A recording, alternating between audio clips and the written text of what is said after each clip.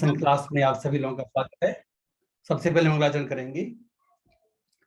ओम अज्ञानतिमिरान्धस्य ज्ञानाञ्जनशलाकया चक्षुन्मीलितं येन तस्मै श्रीगुरवे नमः। श्रीचैतन्यमनोभीष्टं स्थापितं येन भूतले स्वयं रूपकदा मह्यं ददाति स्वपदान्तिकम्।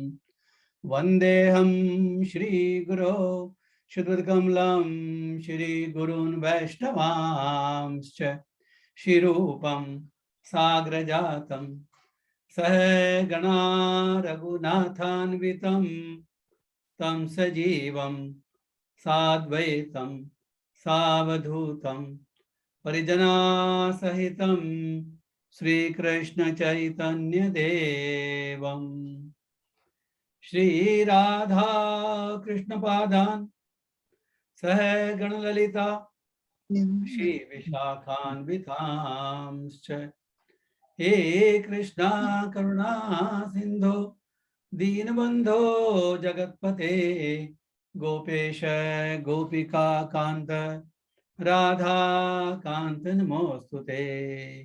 तप्त कांचन गौरांगी राधे वृंदावनेश्वरी वृषभानुसुते देवी प्रणमामि हरिप्रिये। वाञ्छाकल्पतरुभ्यश्च कृपा सिन्धुभ्येव च पतितानां पावनेभ्यो वैष्णवेभ्यो नमो नमः। जय श्री कृष्ण चैतन्य प्रभो नित्यानंदा श्री अद्वैत गदाधर श्रीवासादि गौर भक्त वृंदा। हरे कृष्णा कृष्णा कृष्णा हरे हरे हरे राम राम राम हरे हरे। हरे कृष्णा कृष्णा कृष्णा हरे हरे हरे राम राम राम हरे हरे। हरे कृष्णा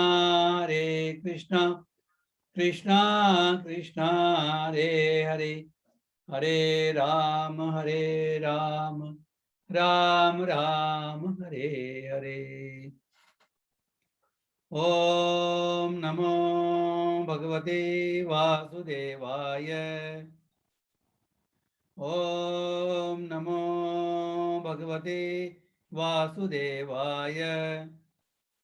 ओम नमो भगवते वासुदेवाय।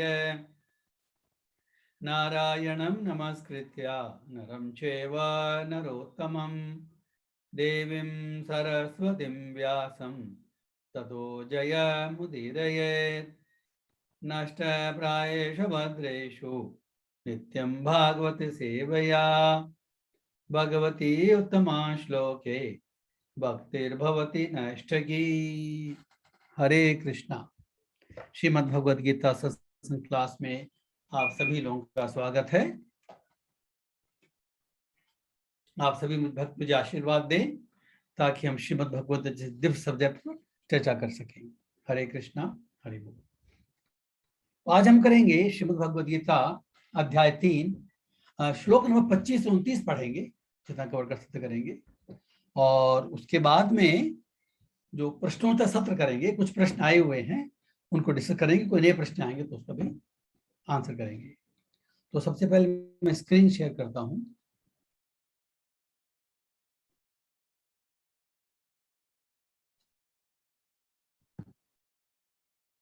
हरे कृष्णा। आज हम करेंगे श्रीमद् भगवद गीता अध्याय 3 श्लोक 25 और वर्ड्स। सक्ता कर्मणि अविद्वांसो यथा कुर्वन्ति भारत कुर्याद् विद्वान् तथा सक्तः चिकीर्षु लोक संग्रहम्। सक्ता कर्मणि विद्वांसो यथा कुर्वन्ति भारत कुर्याद् विद्वान् तथा सक्तः चिकीर्षु लोक संग्रहम। हरे कृष्णा। इसका अर्थ पढ़ेंगे। जिस प्रकार अज्ञानी जन फल की आसक्ति से कार्य करते हैं, उसी तरह विद्वान जनों को चाहिए कि वे उचित पथ पर ले जाने के लिए अनासक्त रहकर कार्य करें। जिस प्रकार अज्ञानी जन फल की आसक्ति से कार्य करते हैं, उसी तरह विद्वान जनों को चाहिए कि वे लोगों को उचित पथ पर जाने के लिए अनासक्त रहकर कर्म करें। अब जो नेक्स्ट 2 श्लोक को भी कंटिन्यू है इसके, वो भी कर लेते हैं। They are all related. 25 से 29 ये जो 5 श्लोक जो हैं, ये एक पर्टिकुलर टॉपिक है। इसमें कहा जा रहा है अज्ञानी और ज्ञानी जन के आचरण में क्या फर्क है, उनका विवेचन करेंगे और ज्ञानी को कैसे आचरण करना चाहिए कि अज्ञानी भी भगवान की भक्ति के मार्ग पर चल सके। 26 है, न बुद्धि भेद जनयेद, न बुद्धि भेदम जनयेद, न बुद्धि भेदम जनयेद अज्ञानाम कर्म संगीनाम, अज्ञानाम कर्म संगीनाम जोशयेत सर्वकर्माणि, जोशयेत सर्वकर्माणि विद्वान युक्त समाचरन, विद्वान युक्त समाचरन। हरे कृष्णा। अर्थ पढ़ेंगे। विद्वान व्यक्ति को चाहिए कि वह सकाम कर्मों में आसक्त अज्ञानी पुरुषों को कर्म करने से रोके नहीं, ताकि उनके मन विचलित न हो, अपितु भक्ति भाव से कर्म करते रहें। भक्ति भाव से कर्म करते हुए वह उन्हें सभी प्रकार के कार्यों में लगाए, जिससे कृष्ण भावनामृत का क्रमिक विकास हो। जोशयेत सर्वकर्माणि मीन्स सभी कर्मों को नियोजित करे भगवान की भक्ति में। तो ये 25 और 26 को हम डिस्कस करने के बाद then we will go for 27, 28, 29. So for the time being, I will stop this sharing. हरे कृष्णा। तो आज का जो टॉपिक है, इसके पहले जो ये जो पूरा जो टॉपिक है, इनफैक्ट श्रीमद् भगवद अध्याय 17 के चैप्टर 3 के श्लोक 17 से निष्काम कर्मयोग की व्याख्या शुरू हुई है। इसका भी ये आज का जो टॉपिक है 25 से 29, ये भी उसी के अंतर्गत आता है। तो जो हमने अभी तक देखा है कि ज्ञानी को कार्य करने की आवश्यकता नहीं है। ज्ञानी मीन्स जो आत्मतृप्त है, आत्मसंतुष्ट है, आत्मरति है उसमें, लेकिन फिर भी वो एग्जाम्पल सेट करने के लिए अनासक्त रहकर कार्य करता है। और भगवान ने एग्जाम्पल दिए जनक महाराज के और स्वयं खुद के। ये एग्जाम्पल देने के बाद आज का जो टॉपिक है उसमें हम देखेंगे कि अज्ञानी और ज्ञानी जन में फर्क क्या है। देखिए, जैसे जो साधक होता है उसको इंफॉर्मेशन और जरूरी है कि भाई अगर मैं अपने ज्ञानी मानता हूं या मैं साधक हूं, ज्ञानी बनना चाहता हूं, तो क्या गुण अर्जित करने पड़ेंगे, व्हाट इज द रिक्वायरमेंट। तो जो 25 और 26 श्लोक में हमने देखा, 25वें श्लोक में देखा कि जो अज्ञानी जन है वो आसक्त होते हैं। सक्ता, पहला जो वर्ड है सक्ता, कर्मणि अविद्वांसो। अविद्वान मीन्स जो ज्ञानी नहीं है। सक्ता कर्मणि अविद्वांसो, दैट मीन्स जो अविद्वान है, ये जो ज्ञानी नहीं है, जो अज्ञानी है, उसका मूलभूत लक्षण है वह आसक्त है। वो किसमें आसक्त है? वो भौतिक कार्य में आसक्त है। क्यों? क्योंकि वो इस संसार के भोगों को भोगना चाहता है, इसलिए उसके कर्म के फल में आसक्ति है। क्योंकि कर्म के फल को भोगने में आसक्ति है, इसलिए वो कर्म में आसक्त है और इसलिए वो कर्म करते हैं। उनके कर्म करने का जो इम्पीटस है, जो पर्पस है, वो कर्म के फल को भोगना है। ये अज्ञानी पुरुष का बेसिक लक्षण है। तो इस श्लोक में कहा जा रहा है, बड़ी इंपॉर्टेंट बात कही जा रही है कि जिस तरह अज्ञानी जन फल में आसक्त रहकर कर्म में आसक्त कर्म करते हैं, उसी तरह कर्म तो उसी तरह करना है अज्ञानी को भी। लेकिन ज्ञानी क्या दिया? कुर्यात विद्वान तथा असक्त। केवल एक ही डिफरेंस बताया है यहां पर विद्वान में और अविद्वान में, अज्ञानी ज्ञानी में केवल एक डिफरेंस बताया है कि जो अज्ञानी है वो कर्म फल में आसक्त होकर कर्म करता है, जो ज्ञानी है उसको भी वैसे ही कर्म करना चाहिए। मीन्स ऊपरी तौर से देखेंगे तो उसके कर्म के स्वरूप में और अज्ञानी के कर्म के स्वरूप में कोई फर्क नहीं होगा। लेकिन जो इम्पिटस है कर्म करने का, जो पर्पस है वो अलग है, जो कॉन्शियसनेस है वो अलग है। अज्ञानी फल भोगना चाहता इसलिए करता है। तो अगर हम अपने ज्ञानी क्लेम करते हैं तो क्या करना चाहिए? हमको फल में आसक्त नहीं होना चाहिए, कर्म में आसक्त नहीं होना चाहिए। तो क्यों करें फिर? चिकीर्षु लोक संग्रहम, लोगों को उचित पथ पर ले जाने के लिए अनासक्त रहकर कार्य करते रहना चाहिए। तो जो बेसिक डेफिनेशन अज्ञानी और ज्ञानी का विवेचन अगर हम करें कर्म का, कि अज्ञानी जन कर्म में कर्म फल में आसक्त रह करके कर्म करते, और जो ज्ञानी जन है वो भी कर्म करते उसी प्रकार, देखने में कोई फर्क नहीं है, लेकिन वो फल में अनासक्त होकर कर्म करते, और उनके कर्म का जो पर्पस है चिकीर्षु लोक संग्रहम, एग्जाम्पल सेट करने के लिए। देखिए इसमें अब हम प्रैक्टिकल एग्जाम्पल देखें तो ज्यादा समझ में आएगा।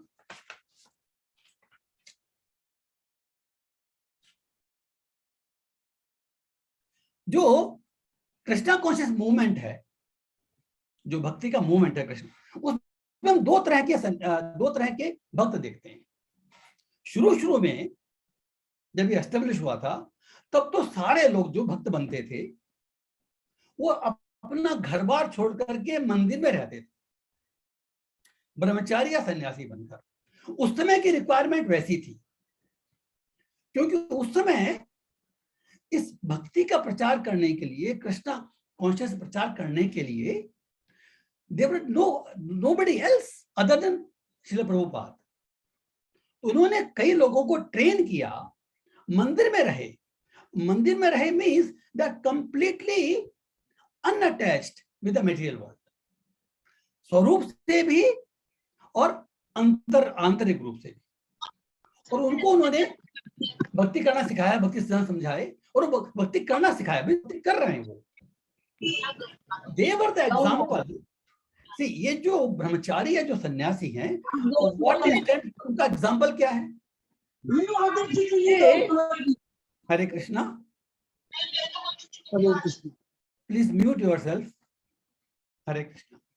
तो उनका जो एग्जाम्पल क्या एग्जाम्पल सेट करते हैं? वो ये सेट करते हैं कि भगवान की भक्ति जो है वो फुल टाइम जॉब है।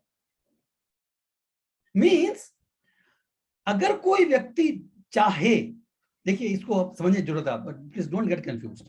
अगर कोई व्यक्ति चाहे तो संसारिक कार्य को पूर्णतया छोड़कर पूर्ण रूप से भक्ति में रत हो सकता है। इसमें कोई बंदिश, कोई रुकावट नहीं है, इसमें किसी चीज की अपूर्णता नहीं है।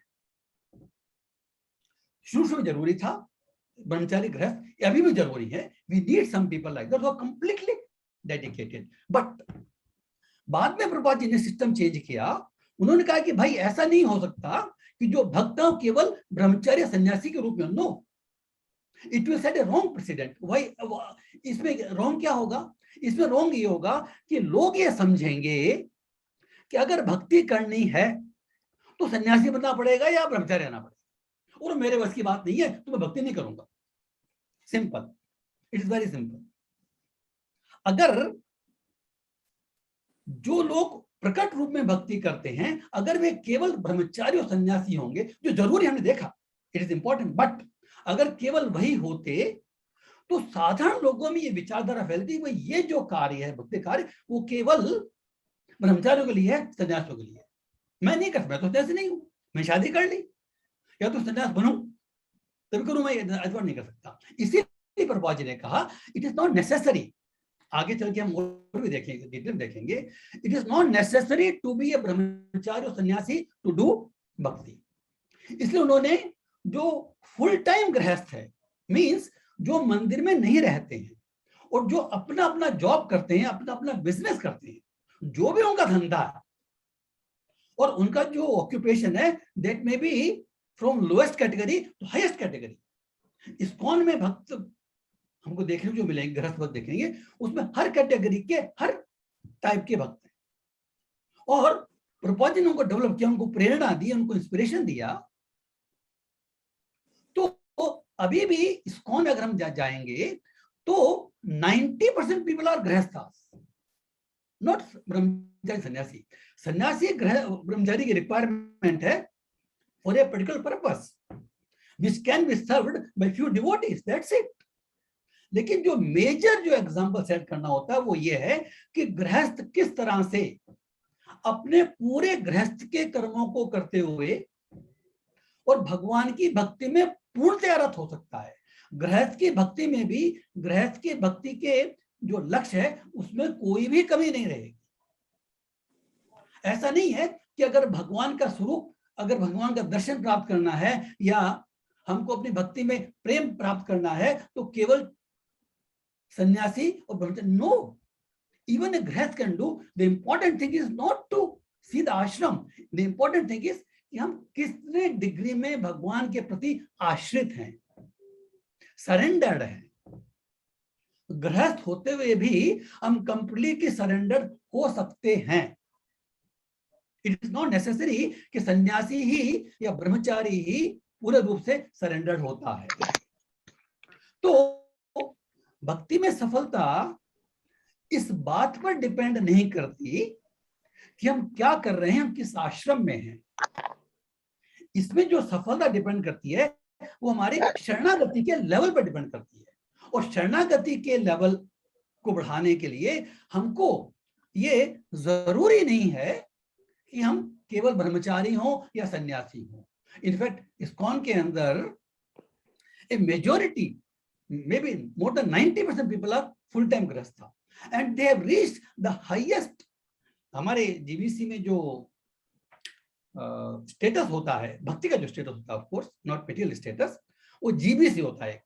प्रभुपाद जी ने एक बहुत अच्छी बात की थी, वो जब गए, देखिए सामान्य रूप से क्या होता है कि जब कोई भक्ति का पंथ कोई व्यक्ति शुरू करता है ना, तो उसके बेटे या पोते या उसके मित्र या उसकी वाइफ वो उसको टेक ओवर कर लेते हैं आफ्टर ही लीव्स, और अगर नहीं है तो जो मुख्य शिष्य होगा वो टेक ओवर कर लेगा, and then it degenerates because that person who takes over may not be as qualified or as renounced in his mental state। Prabhupada ji grihastha थे, बाद में सन्यास लिया उन्होंने लेट आश्रम जाकर के, लेकिन he was completely unattached। तो उन्होंने क्या किया, एक कमेटी बनाई, जैसे हमारे जो डेमोक्रेसी होती है उन्होंने वो स्थापित किया, एक कमेटी बनाई, उसमें नो लो committee, 9 people, because it was not very big at that time। When Prabhupada left this body, this world, quit his body, at that time there were 9 members in GBC। उन्होंने कभी कोई भी policy level, not administration, administration जो हर मंदिर का, हर temple का अलग अलग होगा, वो अपना जाने, no financial dependence on each other, each temple has to be self sufficient, this is the requirement। लेकिन अगर वो इस्कॉन का टेम्पल है तो जो पॉलिसीज हैं, जो डिसीजंस हैं, जो कार्य उनको करना है, it was decided by GBC. इसीलिए आप किसी भी इस्कॉन के मंदिर में विश्व के किसी कोने में चले जाएं, नॉट ओनली इंडिया, विश्व के किसी कोने में चले जाएं तो सुबह 4:30 और 5 बजे के बीच में आरती होगी, मंगल आरती होगी, उसके बाद में जप होगा। ये टेम्पल की बात कर रहा हूं मैं। गृहस्थ इसमें जितना पालन कर सकते हैं करते हैं, जरूर नहीं कि 100% पालन कर सकते हो, लेकिन जितना पालन कर सकते हैं करते हैं। At least 1 or 2 days in week they go to temple, correct. तो हर मंदिर में 7:30 बजे दर्शन आरती होगी और 8 बजे श्रीमद् भागवतम क्लास होगी और 9 बजे तक क्लास पूरी हो जाएगी, फिर प्रसादम होगा। इसी तरह इवनिंग का प्रोग्राम है, शाम को 6, 6:30 बजे डिपेंडिंग ऑन द वेदर, मौसम जो है, संध्या आरती होगी, भगवत गीता क्लास होगी और फिर प्रसादम होगा। So this is like sandwich programme. तो दिस पॉलिसीज, दिस सब लोग गुड डिस्ट्रीब्यूशन करेंगे, so many activities, festival celebrate करेंगे depending on their own means, that is different. हर टेंपल अपने अपने मीन्स के अनुसार सेलिब्रेट कर सकता है, बड़े रूप में, छोटे रूप में, doesn't matter, that is not important. लेकिन जो पॉलिसीज है only one, so that is decided by GBC. तो एक आदमी की मनमानी नहीं चलेगी। और आज जीबीसी में करीब 35 मेंबर्स हैं और उन तभी मैं पॉइंट लेके आया कि उस जीबीसी कमेटी में आज के दिन गृहस्थ भक्तों की संख्या ज्यादा है जो सन्यासियां उनकी अपेक्षा। So that means it is practically proved कि जो भगवान की भक्ति है ये फुल टाइम ऑक्यूपेशन है, लेकिन ये फुल टाइम ऑक्यूपेशन होते हुए भी इसको हर व्यक्ति पालन कर सकता है। स्टूडेंट लाइफ में भी हमारे कई भक्त स्टूडेंट में हैं, स्टूडेंट लाइफ में हैं, कई गृहस्थ में हैं, कई वानप्रस्थ में हैं और कई ने संन्यास ले लिया, दैट इज डिफरेंट। तो कहने का मतलब यह है कि दिस द गृहस्थ devotees and the brahmachari devotees or sannyasi devotees, they are setting example and that is why they are doing this. So जो भगवत गीता में कहा गया है कि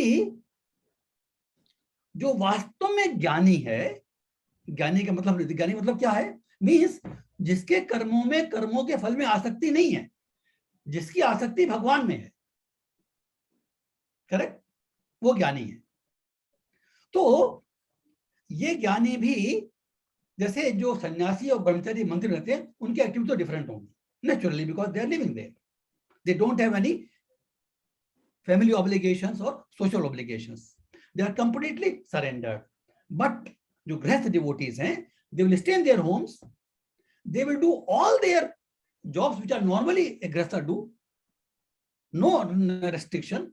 कुछ रेगुलेटरी प्रिंसिपल्स हम ऑलरेडी देख चुके कई बार, उन रेगुलेटरी प्रिंसिपल्स का पालन करते हुए वो अपना गृहस्थ लाइफ जिएंगे और भगवान की भक्ति पूर्ण रूप से करेंगे। ये नहीं कि वो भगवान की भक्ति जो है वो केवल पार्ट टाइम कर, हम जब ऐसा नहीं है कि जब भगवान नाम लेते हैं तब भक्ति कर रहे हैं। भक्त में भक्त, his full time devotee, what matters is consciousness. इसलिए हमने पहले भी चर्चा की थी कि अगर किसी व्यक्ति का लक्ष्य आत्म साक्षात्कार या भगवान की भक्ति करना, अपने स्वरूप की प्राप्ति करना हो गया है, तो उसके सारे कार्य वो यज्ञ स्वरूप है, जो हमने इस 3rd चैप्टर के बिगिनिंग के 16 श्लोकों में देखा। तो सारे कर्म यज्ञ स्वरूप है। क्यों? क्योंकि उसके जीवन का लक्ष्य भौतिक इंद्रिय तृप्ति नहीं है, सेंस ग्रेटिफिकेशन नहीं है। अब ये बात अलग है कि हर भक्त का जो स्टेज है, जो लेवल है, वो अलग अलग हो सकता है, because in fact most of devotees would not have reached this stage कि कंप्लीटली वो सरेंडर्ड है और कंप्लीटली वो भोग में आसक्त नहीं है। We can not claim this, even we can not claim this for even ब्रह्मचारी सन्यासी, उनके मन में आसक्ति हो सकती है। हम संसार में आए हैं तो इसलिए ये संसार में आसक्ति हमारी नेचुरल है, we have to work for this. इस संसार से आसक्त करने के लिए हमको कार्य करना पड़ेगा, भगवान की भक्ति करनी पड़ेगी, निष्काम कर्म करना पड़ेगा। तो अगर हम ऐसा कंटिन्यू करते रहेंगे तो जो साधक है वो धीमे धीमे स्टेज बढ़ेगी। लेकिन चूंकि हमारा लक्ष्य हमने निर्धारित कर, हमारा लक्ष्य में हमको ईमानदारी होनी चाहिए, हमारा लक्ष्य इंद्रिय तृप्ति नहीं होना चाहिए, हमारा लक्ष्य जो है वो भगवान की भक्ति की पूर्णता प्राप्त करना होना चाहिए। तो हम अभी अपूर्ण हो सकते हैं, हमारे में क्या बोलते हैं, दोष हो सकते हैं। भक्ति में दोष नहीं, हमारी भक्ति शुद्ध है। क्यों? क्योंकि हमारे भक्ति का लक्ष्य शुद्ध है। तो अगर हम अपने भक्ति के लक्ष्य में शुद्ध हैं, एटलीस्ट हमारे मन में हम डिटरमिन्ड हैं कि हमको ये करना है, दैट मीन्स हमारी भक्ति शुद्ध है चाहे हम अशुद्ध हों। इसमें स्टेज ऐसी रहती जनरली, जो जनरल डिवोटीज हैं उनका लक्ष्य शुद्ध होता है, लेकिन वो स्वयं अशुद्ध होते हैं, क्योंकि जब हम जन्म लेते हैं तो हमारे में गुणों के बारे में देखेंगे हम, हमारे हर व्यक्ति में विशेष गुणों का प्रभाव होता है। और भगवान कहें कि हम गुणों को ओवरकम नहीं कर सकते so easily, cannot do it. लेकिन साधक जो है धीमे धीमे अपने हृदय को शुद्ध करके उन गुणों से शुद्ध हो सकता है, इसमें कोई शक नहीं है। तो इसलिए हमने देखा कि ये जो बात की जा रही है बार बार में कि एग्जाम्पल सेट करने के लिए कार्य करें, तो एग्जाम्पल सेट करने का पर्पस क्या है? एग्जाम्पल सेट करने का पर्पस यही है कि जो साधारण व्यक्ति है, जो अज्ञानी व्यक्ति है, जो अभी कर्म में आसक्त रह के कार्य कर रहा है, उसके सामने एटलीस्ट एक प्रैक्टिकल एग्जाम्पल है कि भाई मैं भी भगवान की भक्ति कर सकता हूं। क्यों एग्जाम्पल है ये? क्योंकि वो गृहस्थ भक्तों को देखता है, वो देखता है कि गृहस्थ वही सारे कार्य कर रहे हैं जो मैं कर रहा हूं, that means it can be done. तो वो उसमें प्रवृत्त हो सकता है, उसके लिए बन सकता है। और जैसे अगर वो एक बार once he takes up this process of bhakti or Krishna consciousness, he takes up, he doesn't leave it। तो देखिए उसकी जो प्रगति या उसकी जो स्टेज है वो अलग अलग हो सकती है, लेकिन everyone is working towards this goal। अब यहां पर हमको जो सेकंड जो हमने श्लोक देखा ना, उसका हमको जो सो कॉल्ड जो हम बोलते हैं, जो हम कोशिश करते हैं कि प्रेरणा दें, तो उसमें जो 26 श्लोक है वो, उसमें देखिए उसमें क्या इंपॉर्टेंट बात बताई गई है। न बुद्धिविद जनियत ज्ञानम कर्म संगीराम जोशय सर्व कर्माणि विद्वान युक्त समाचरण। देखिए बहुत इंपॉर्टेंट बात है। विद्वान व्यक्ति को चाहिए कि वो सकाम कर्मों से करने के लिए रोके नहीं अज्ञानी पुरुषों को। कहने का मतलब क्या है कि जब हम शिक्षा देते हैं ना, कई बार क्या होता है, जो थोड़ा बहुत भक्ति में प्रगति कर लेता है तो उसका ये ड्यूटी है। In fact this our guru's instruction and this is one of the instructions कि भाई जो जिस लेवल पर भी हो, the level doesn't matter, if is engaged in bhakti then he must preach to others, he must try to inspire others depending on his capacity, that's it। अपने परिवार में करे, अपने फ्रेंड सर्किल में करे, ज्यादा कैपेसिटी तो सोसाइटी में जाए, इस तरह से ही मस्ट, बिकॉज ये जो संदेश, जो भगवान का जो संदेश, भगवद गीता जो संदेश है, वो हम सबको प्राप्त होना जरूरी है हमारे खुद के भले के लिए, और ये भगवान कृष्ण की इच्छा भी है। भगवान कृष्ण ने कहा भी है चैप्टर 18 में कि जो मेरे संदेश को सुनाता है वो मुझे सबसे प्रिय है। Why does he say like that? Because देखिए हमारे ओरिजिनल स्वरूप में हमको जो वास्तविक खुशी तभी मिल सकती है जब हमारा भौतिक अस्तित्व पूर्णतया समाप्त होके आध्यात्मिक अस्तित्व में, स्पिरिचुअल डिस्टेंस में परिवर्तित हो जाए।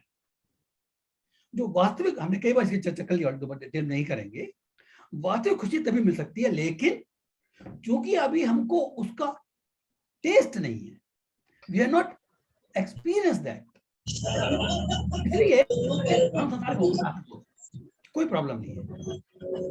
लेकिन अगर भगवत गीता का संदेश हमको मिलता है और हम उसको एक्सेप्ट कर लेते हैं, हम अपने पथ पर लग जाते हैं, तो मीन्स हमारा जर्नी शुरू हो गया। Depending upon our speed, depending upon our commitment, depending upon our surrendership, the time में वेरी, बट सब लोग जो हैं मंजिल तक पहुंचेंगे। भगवान स्वयं भगवान कह रहे हैं, मन वर्तमान वर्तन्ते मनुष्य पार्थ सर्वशः। इसका कोई ऑप्शन नहीं हमारे पास। अगर जो नास्तिक है, जो दुष्ट है, वो भी अल्टीमेटली भगवान के पथ पर जाएगा ही जाएगा, वो अभी नहीं जा रहा, वो बात डिफरेंट है, बट द अल्टीमेट लक्ष्य इज दैट ओनली।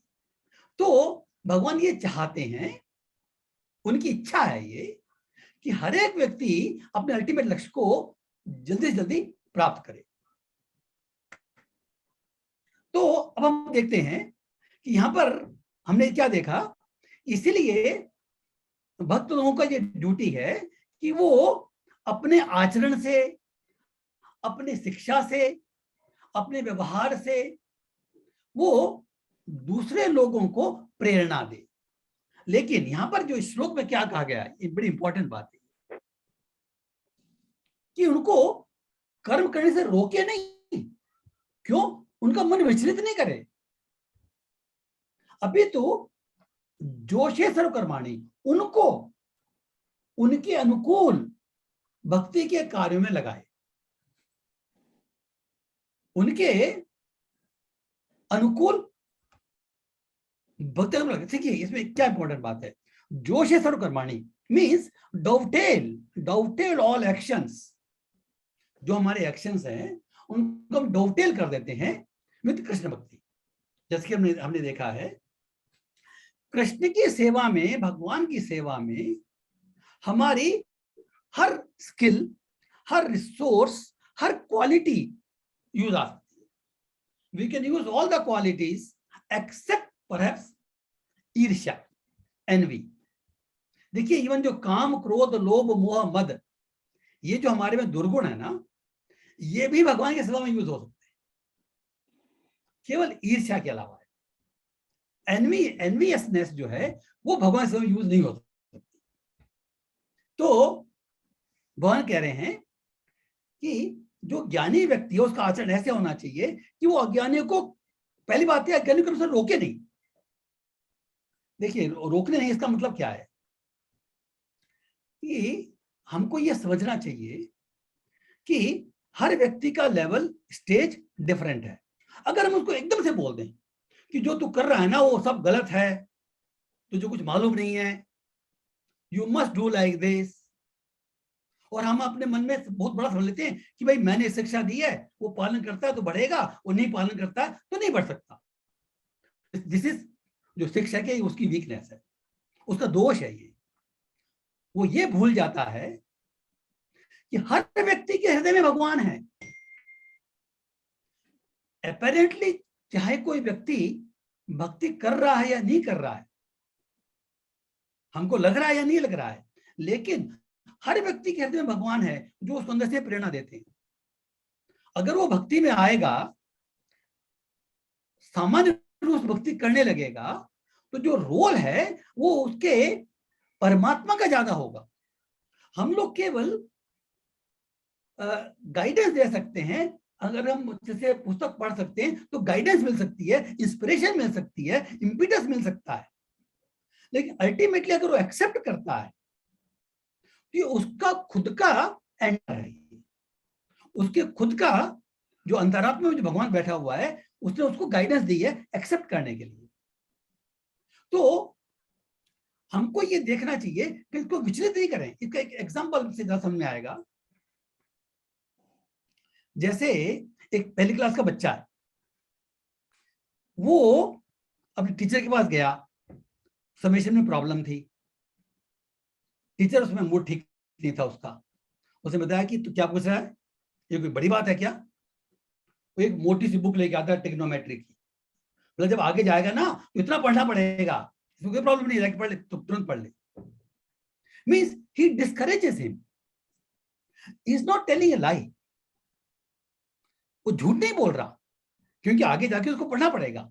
लेकिन अगर उसको शुरू में ही इतना डिस्करेज कर देगा कि तू कुछ जो कर रहा है ये तो बिल्कुल साधारण चीज है, तुझे तो कुछ जरूरत ही नहीं है, if he does not help him, he will always develop a fear for mathematics. एक भौतिक एग्जांपल है। तो अगर हम कोई व्यक्ति अगर कार्य कर रहा है, भौतिक कार्य कर रहा है, हम कहें कि तू का गलत है, बेकार है, तो नरक में जाएगा। See, if we say like this, see, because हम ये why we are reading this, why we are trying to understand is, हम अपने अपने लेवल पर we always try to inspire others, तो कुछ किसका भी लेवल है, तो वी मस्ट सी कि because of our talk the other person does not get disinspired, does not get unfavorable. तो अगर कोई इंटेलिजेंट व्यक्ति है तो ये देखेगा कि इस व्यक्ति में क्या क्वालिटी है, क्या गुण है, और भगवान की सेवा में हर गुण को लगाया जा सकता है। इसलिए क्या जोशयेत सर्व कर्माणि, वो छोटे छोटे कार्यों में, भगवान के छोटे छोटे कार्यों में उनको लगाए ताकि उसमें भक्ति की भावना विकसित हो। इंपॉर्टेंट बात क्या है, they must be made favourable towards भक्ति। अगर हमारे किसी बोली के कारण या उपदेश कारण अगर वो भक्ति के प्रति अनफेवरेबल हो जाता है तो हम डिससर्विस कर रहे हैं। He will never come on the path, this will be a disservice. So we can not reject or we cannot criticize anybody irrespective of his thoughts or actions. What we should try is, जो हमारे influence circle में है, कि जो भी उसमें योग्यता है उसको भगवान की भक्ति में कैसे नियोजित कर सकते हैं, दैट्स इट। तो कहने का मतलब यह है कि अज्ञानी लोगों को विचलित नहीं करें, वो यही श्लोक का मतलब है।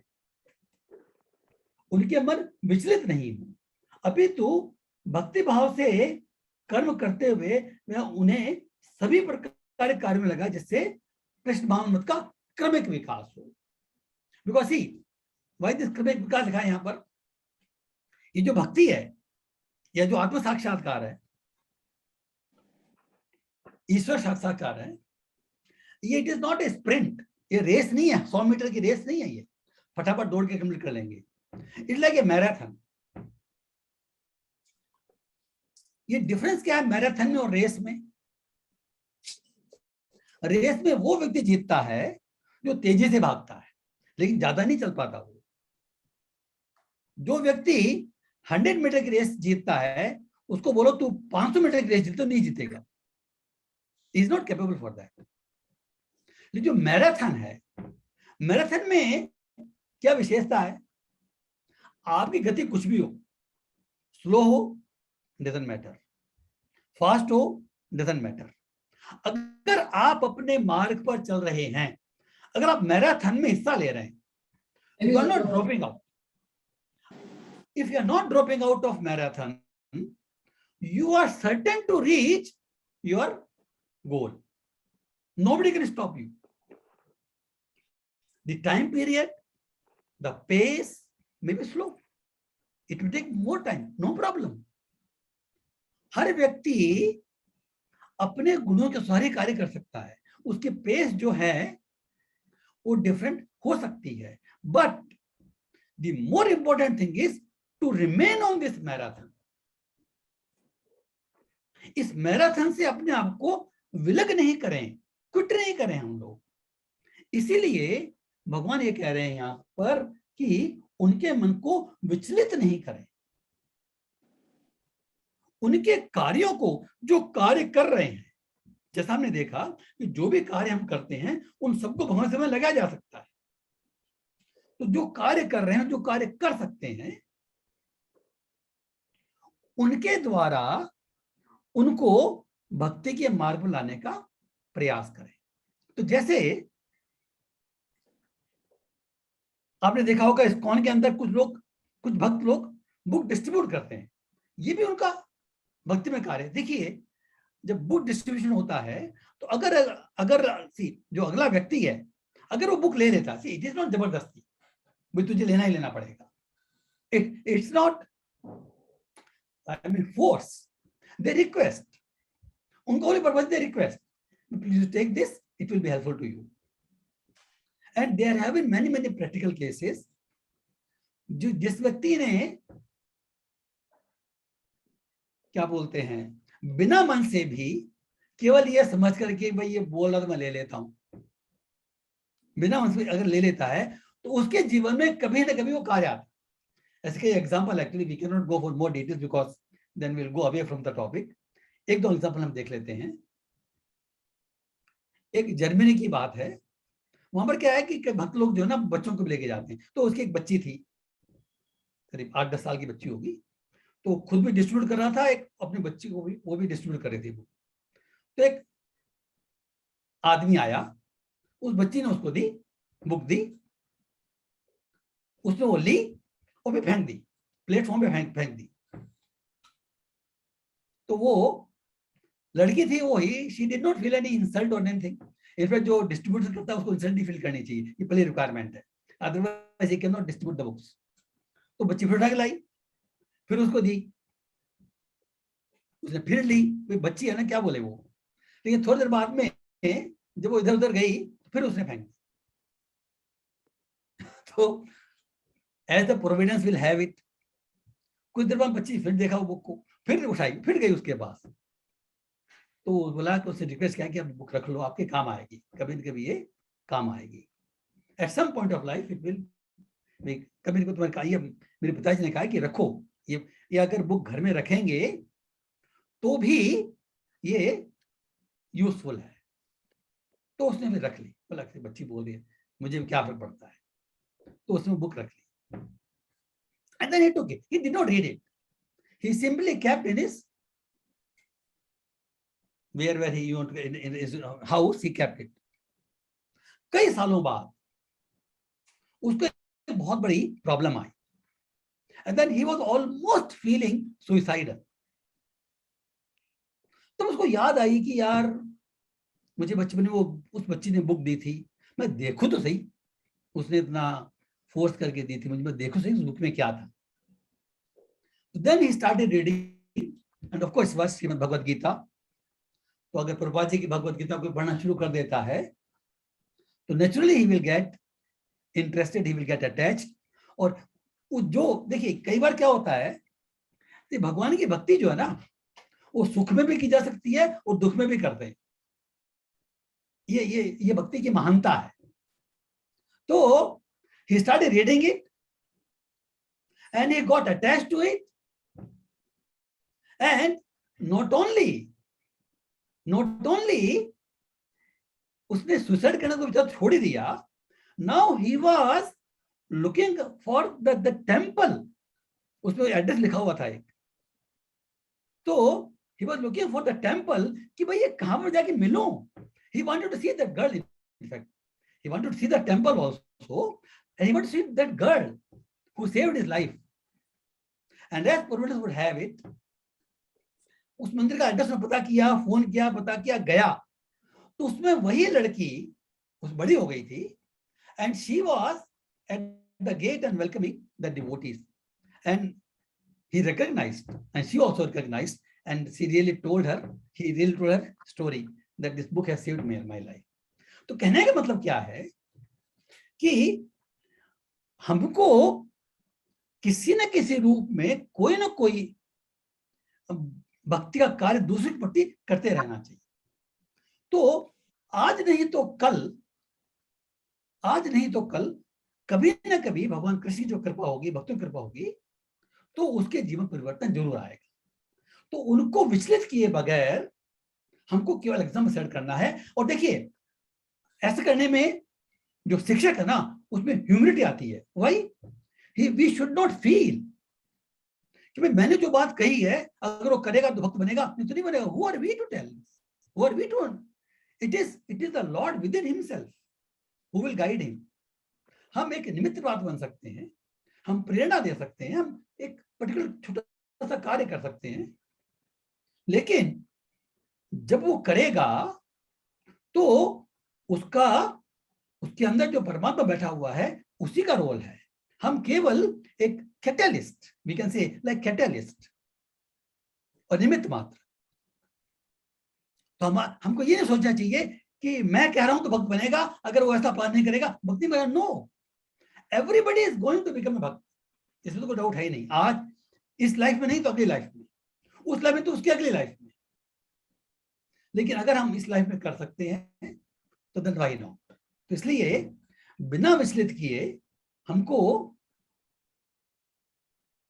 भगवान की भक्त प्राप्त करने के लिए एक एग्जाम्पल सेट करना पड़ेगा। इसमें जो इन 2 श्लोकों में हमने देखा कि एग्जाम्पल सेट करने के लिए we have to work in such a way that other people can also easily follow us. They don't get disrespected और दे डोंट गेट अनफेवरेबल. उनको कोई उल्टी बात नहीं लगनी चाहिए.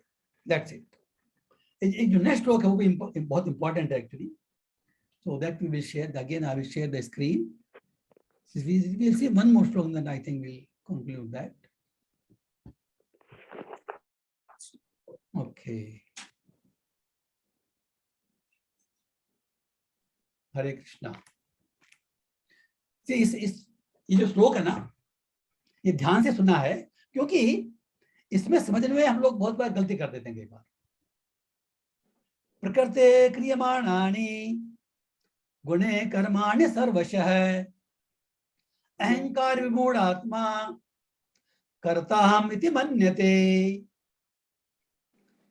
प्रकृते क्रियमाणानि गुणे कर्माणि सर्वशः अहंकार विमूढ़ आत्मा कर्ताहम् इति मन्यते.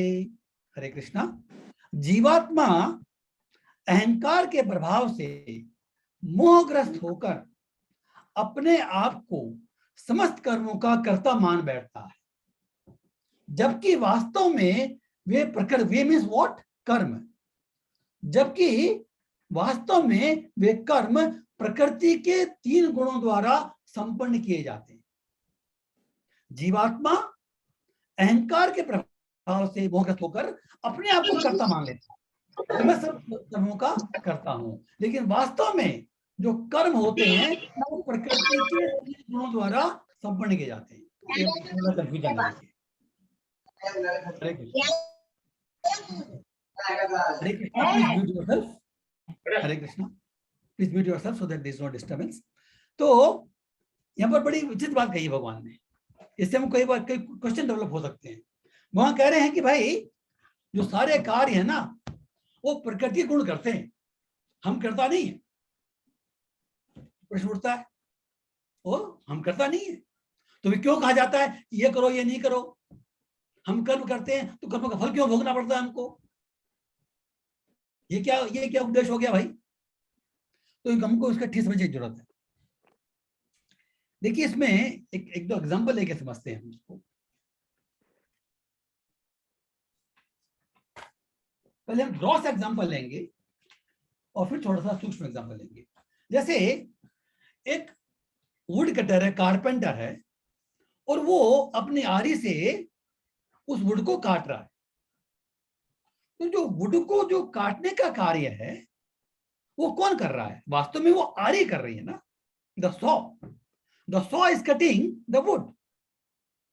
लेकिन सॉ में अपने आप में कोई कॉन्शियसनेस नहीं है.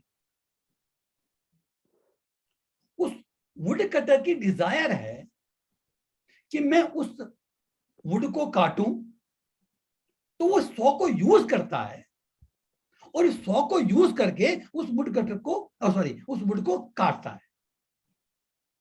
तो उस वुड को काटने के लिए सॉ भी चाहिए. सॉ के बिना कार्य नहीं हो सकता, आरी के बिना कार्य नहीं हो सकता, और वो वुड कटर की डिजायर भी चाहिए. अगर वुड कटर भी है मान लो और डिजायर नहीं है उसकी, he will not use it. आरी है उसके पास, बड़ी है, he will not use it. तो कार्य संपन्न होने के लिए सॉ की जरूरत है और वुड कटर की डिजायर की जरूरत है. करेक्ट. तो इसमें जो सॉ जो है, आरी जो है, उसको कहा जा रहा है प्रकृति के 3 गुण. करेक्ट. और जो वुड कटर है, जो कारपेंटर है, उसको कहा जा रहा है जीव.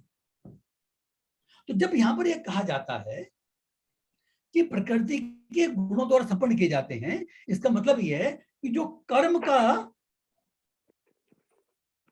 कोई भी कर्म संपन्न करने के लिए प्रकृति के गुणों की आवश्यकता होती है, बिना उसके नहीं हो सकते. हम ये नहीं बोल सकते कि केवल मैं यह कर्म कर रहा हूं. देखिए इसका डिटेल तो हम बहुत बाद में देखेंगे. किसी कार्य को संपन्न होने के लिए 5 एलिमेंट्स होते हैं. उसमें थोड़ा ज्यादा डिफिकल्ट हो जाएगा वो। लेकिन आज हम देख रहे हैं दो कंपोनेंट, एक तो मेटेरियल गुण, गुण गुणेषु वर्तन्ते, ये जो प्रकृति गुण मानानी, सॉरी हाँ, प्रकृति क्रिय मानानी गुणे गुणमाणी गुणे कर्माणी सर्वशय, तो प्रकृति के गुण और एक जीवात्मा, दो तो ही है कम से कम। इसके अलावा भी तीन और कर्ता है, वो बाद में देखेंगे, लेकिन आज हम दो पे कॉन्सेंट्रेट करते हैं। तो जो कर्ता जो है अकेला जीव नहीं है, अकेले जीव के पास ये ताकत नहीं है कि कोई भी काम कर सके, उसको काम करने के लिए कुछ टूल चाहिए, and the tool is his body. अगर ये बॉडी नहीं, जैसे मान लो मैं बोल रहा हूं, तो अगर मेरे बोलने के अंग नहीं होंगे तो बोल नहीं सकता, लेकिन जब तक मेरी डिजायर नहीं होगी बोलने के लिए तब तक भी नहीं बोलूंगा मैं। सिंपल सी बात है, करेक्ट। अगर मैं स्पीक कर रहा हूं, अगर मैं बोल रहा हूं, तो बोलने के लिए मुझे बोलने का अंग चाहिए, मुख चाहिए, जबान चाहिए मुझे।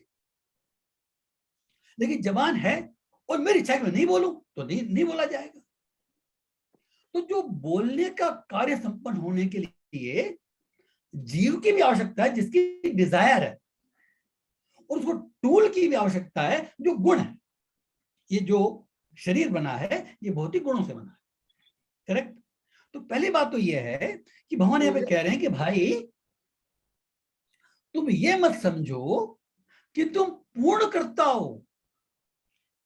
टोटल कर्ता तो 5 होते हैं, आज चर्चा नहीं करेंगे, लेकिन जो मुख्य है कि गुण जो वास्तव में, जो कर्म जो वास्तव में किए जाते हैं, जो स्थूल रूप है उनका, वो गुणों के 3 गुणों से किए, भौतिक प्रकृति के 3 गुणों से ही किए जाते हैं। तो फिर हम रेस्पॉन्सिबल है बिकॉज वी डिजायर। देखिए ये जीव की जो डिजायर है ना, वो उसकी इंडिपेंडेंट है। जीव की फ्री विल कभी भी नहीं छीनी जाती। अगर वो जीव है तो उसमें फ्री विल है, लेकिन मनुष्य योनि में जो फ्री विल है और जो पशुओं में जो फ्री विल है, उनमें डिफरेंस है। ये भी आप समझना चाहिए। पशु योनि में जो फ्री विल होती है उसमें वो इंडिपेंडेंट डिजायर नहीं कर सकता। जैसे शेर को जो बॉडी मिली है शेर की, उसमें वो दूसरे व्यक्ति को, दूसरे जीव को मारकर खाएगा। He cannot decide on his own कि मैं नहीं मारूं। He cannot. He is not free for that. वो फ्री इस बात का है कि वो कहाँ रहता है, किस जीव को मारता है, क्या खाता है, वो इस बात का फ्री है, करेक्ट। लेकिन मनुष्य योनि में जो जीव है उसको फ्री विल ज्यादा है। तो जब यहाँ पर देखिए, जो पहले हम कह रहे थे ना, गुणा कर्म स्पर्श है, मीन्स प्रकृति के कार्य गुणों द्वारा संपन्न किए जाते हैं। ये एक तो इस तरह समझे कि जो एक्चुअल जो कार्य होता है बोलने का या किसी भी कार्य का, उसके लिए प्रकृति के गुण आवश्यक है। लेकिन यहां पर जो भगवान कह रहे हैं वो इस ग्रॉस के लिए नहीं कह रहे, ये एक एग्जाम्पल के रूप में समझाया हमने। यहां पर एग्जाम्पल ये है कि हर व्यक्ति के कुछ इंक्लिनेशंस होते हैं, कुछ टेंडेंसीज होती हैं, कुछ रुचि होती है, हर व्यक्ति की इंडिविजुअल रही।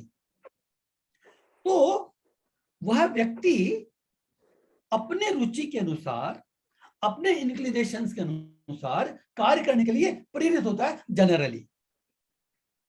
वो इनको पूरे रूप से रोक नहीं सकता। तो फिर बात कहां आती है?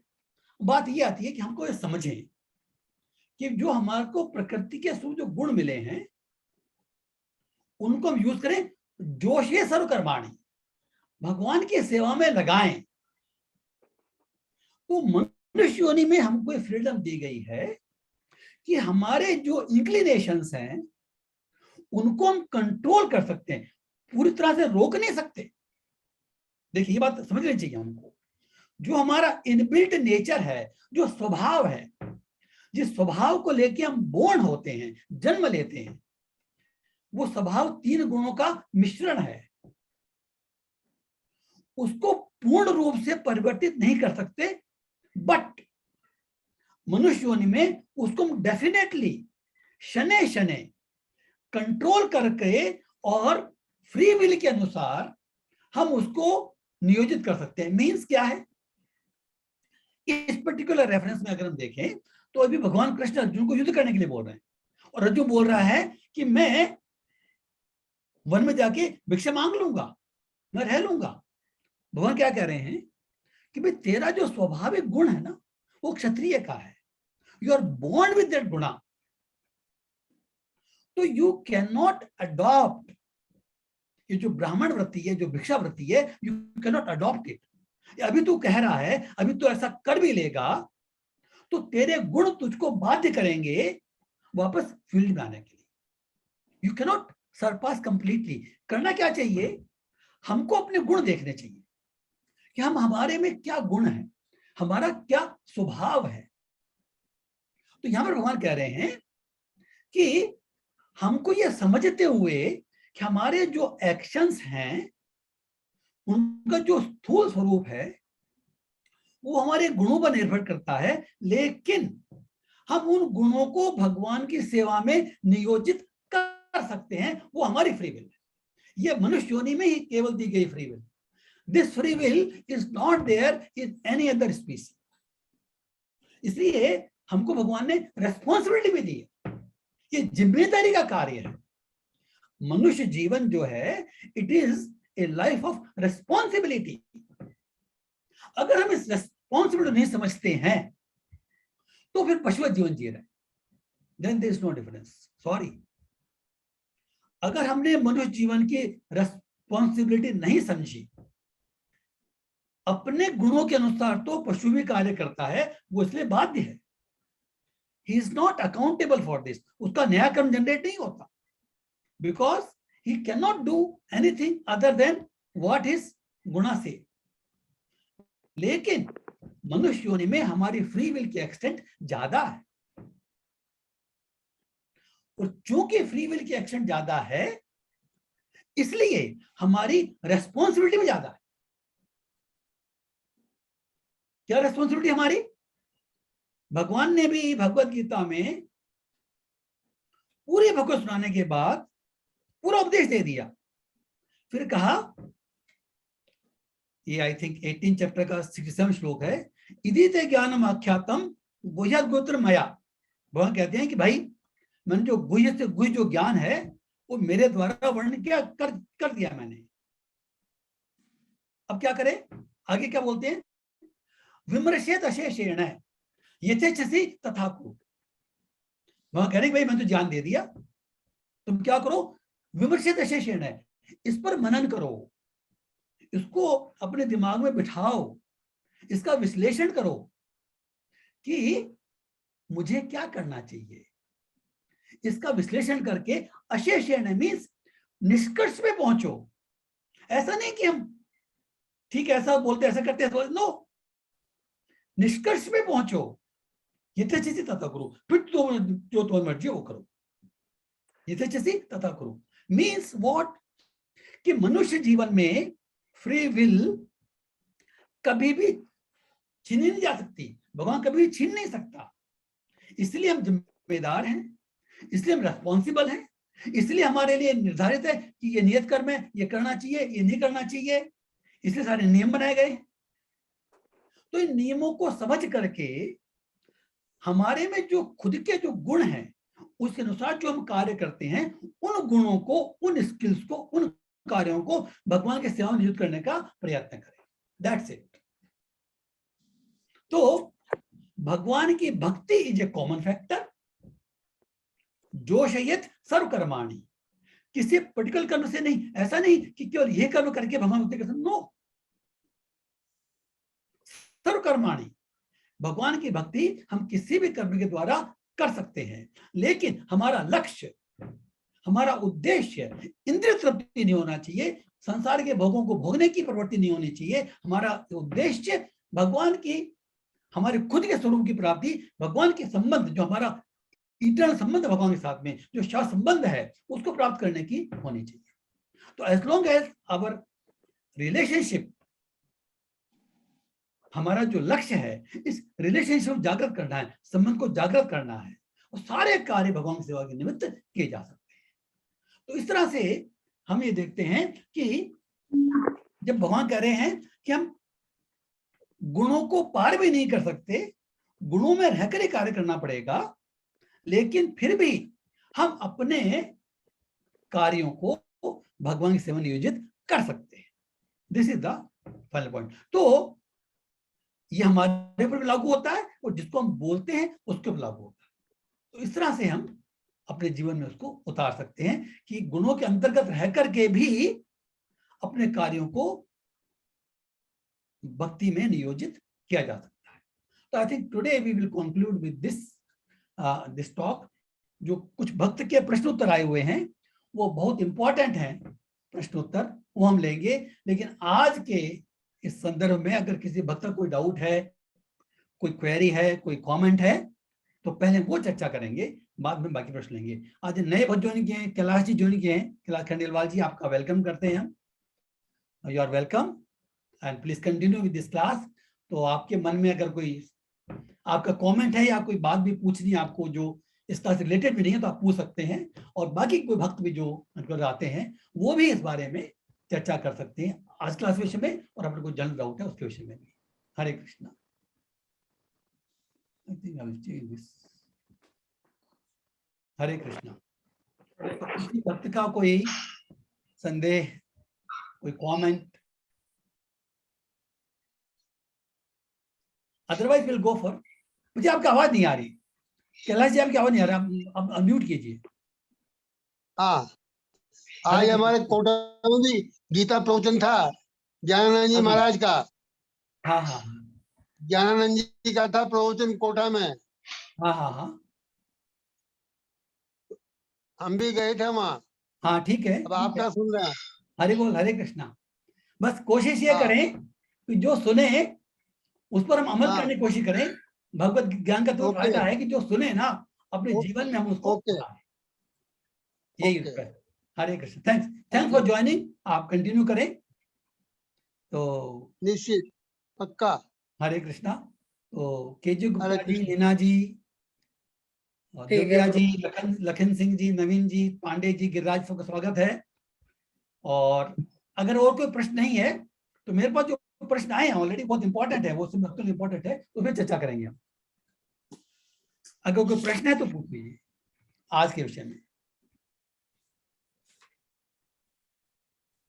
सब आज का विषय तो इतना सेल्फ आपने इतना अच्छे तरीके से समझाया है कि कोई हरे कृष्ण। क्वेश्चन ही नहीं हरे बोल। हो आपने पा रहा है। आपने ध्यान से सुना है तभी हो सकता नहीं, है। वाकई बहुत बहुत ही सेल्फ सफिशिएंट था सब। Hare Krishna, thank you. Self illustrated था सब। ओके, तो अभी प्रश्न है कुछ, एक्चुअली मेरे को प्रश्न है, वो सबके लिए इंपॉर्टेंट है। देखिए, जी इसके पहले क्लास में बलि महाराज का जो एग्जाम्पल लिया था ना, उसके संबंध प्रश्न है, पर प्रश्न सुनाता हूं मैं। आज की क्लास में बताया गया कि बलि जो प्रहलाद महाराज के पौत्र थे, बड़े धर्मपरायण थे और इनकी गिनती महाजनों में होती है। तो फिर ऐसे महाजन से जो धर्म के मर्म को समझे और उस आचरण करे, देवता क्यों दुखी थे और भगवान को छद्मवेश करके क्यों आना पड़ा, धारण करके क्यों आना पड़ा। सामान्यतया तो छल कपट उसी के साथ किया जाता है जो दुष्ट हो। प्रश्न बिल्कुल वाजिब है, पांडे जी का प्रश्न है, बहुत वाजिब है ये, कि भगवान ने छल क्यों किया। भाई छल तो हम वो करते हैं, अगर छल करना भी पड़े तो जो दुष्ट वैसे करो भाई, क्यों करो। ये तो बलि महाराज तो महाजन थे, भगवान के भक्त थे। महाजन मीन्स जो भक्ति के मर्म को जानता है, क्यों छल करना पड़ा। तो इसका आंसर हम दो लेवल पे दे सकते हैं इसके आंसर को। देखिए, जो भगवान की लीला जो है ना, वो कुछ लीलाएं ऐसी होती हैं जो भगवान के भक्त को ग्लोरीफाई करने के लिए होती है, ग्लोरिफिकेशन।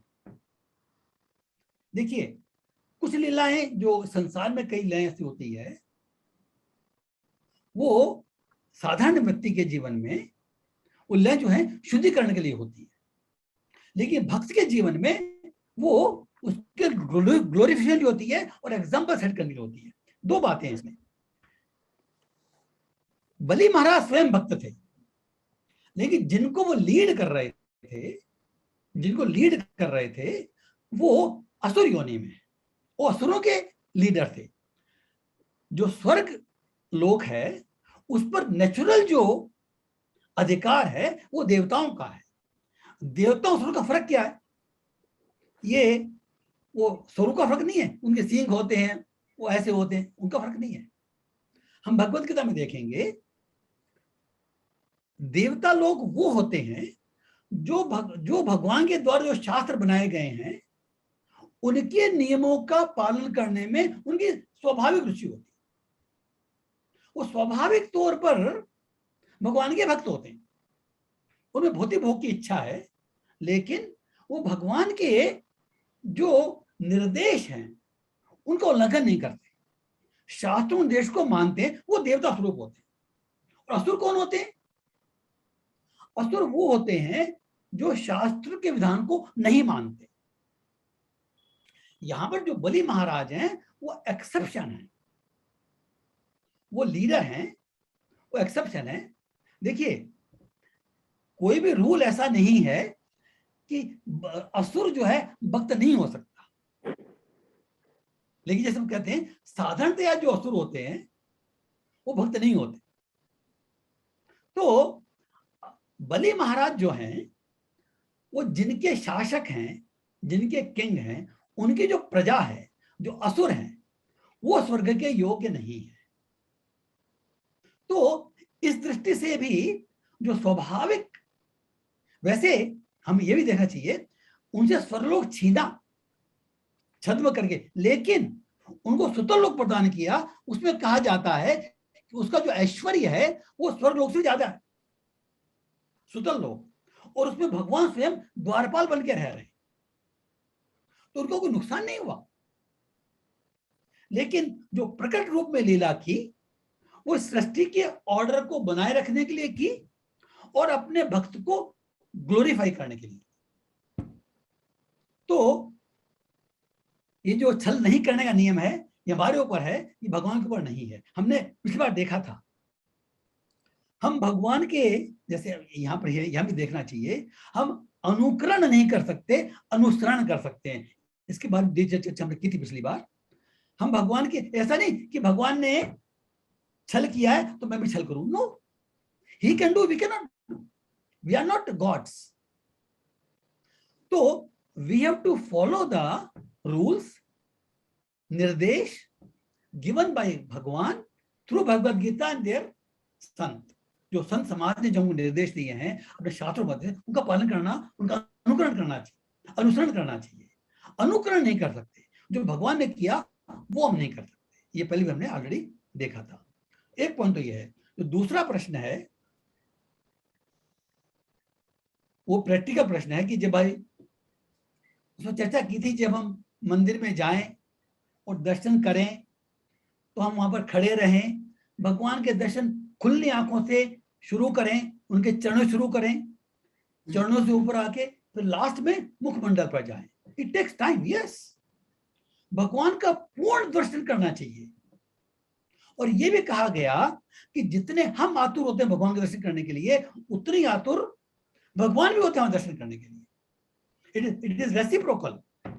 तो उनका प्रश्न था कि भाई आज हम जाते हैं जैसे तिरुपति बालाजी में जाए दर्शन करने के लिए, पर्टिकुलरली साउथ इंडिया में जो बड़े बड़े टेम्पल है, we can not stand there for even 2 minutes. तो फिर कैसे इसको समझे?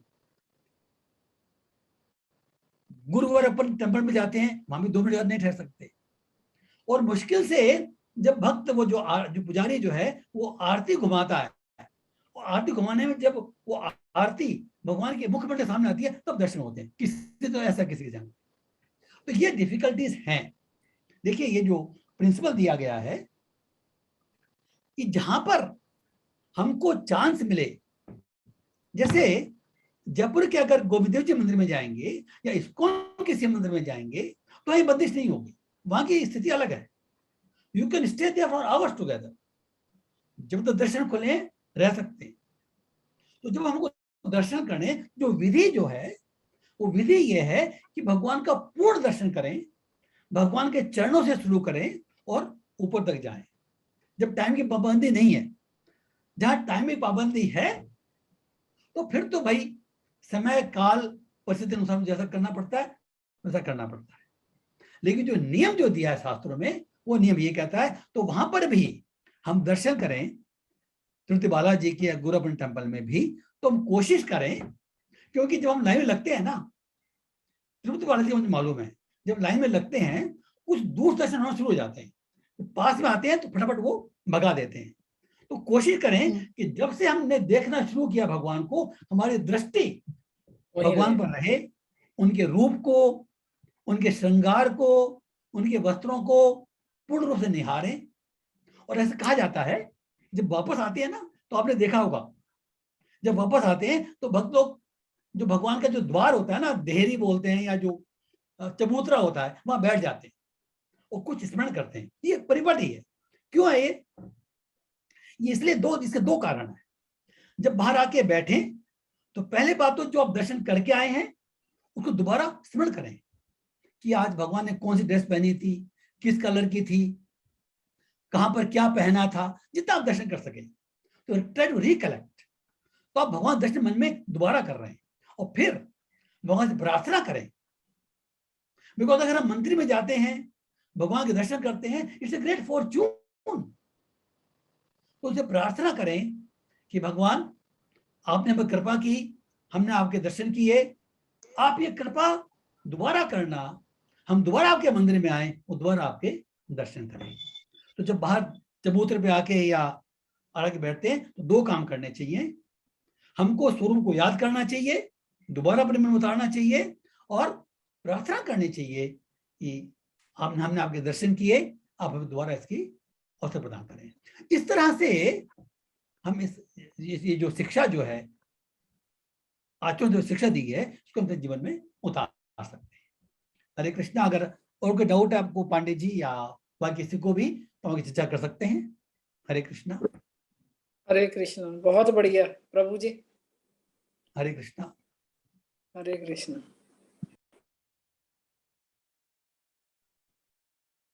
हरे बोल। तो अगर सबका कोई डाउट नहीं है तो टाइम भी हो गया है, तो अगले सैटरडे को फिर हम मिलेंगे 8 बजे जूम पर। हरे कृष्ण कृष्ण कृष्ण हरे हरे, हरे राम राम राम हरे हरे। हरे कृष्ण। We'll conclude now.